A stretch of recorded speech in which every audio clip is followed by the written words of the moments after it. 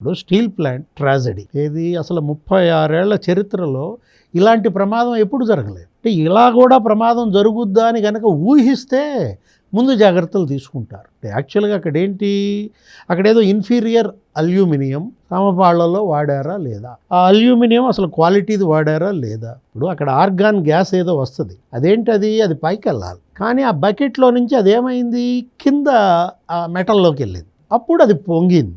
ఆ 1500 డిగ్రీల సెంటిగ్రేడ్ 150 కిలోలు ఉక్కు పడింది వీళ్ళ మీద. మళ్ళా మాడిపోయారు, చనిపోయారు. ఇవాళ ఒకటి వచ్చావు జగన్మోహన్ రెడ్డి, నో ప్రాబ్లం, నువ్వు వచ్చినందుకు ఎవరు తప్పు పట్టరు. ఏం ప్రకటించావు?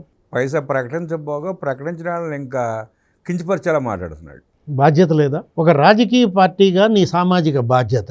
ఆ రోజు తెలుగుదేశం, జనసేన, నువ్వు ముఖ్యమంత్రిగా ఉన్నప్పుడు ఎంతమంది చనిపోయారు? ఒక్క ఇసుక దీక్ష, అన్నం మానేశాడు.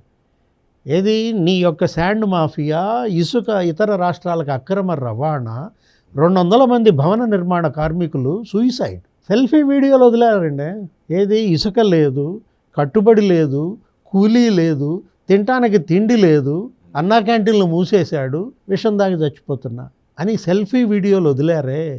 వాళ్ళకు ఆ రోజు ప్రతిపక్షంలో ఉండి తెలుగుదేశం తలా ₹1,00,000 ఇచ్చింది. తెలుగుదేశం పార్టీ ఆ రోజు చెక్కులు పంపిణీ చేసింది. చంద్రబాబు, పవన్ కళ్యాణ్, జనసేన, కౌలు రైతులు ఆత్మహత్య చేసుకున్న వాళ్ళకి తలా ₹1,00,000 ఇచ్చాడు.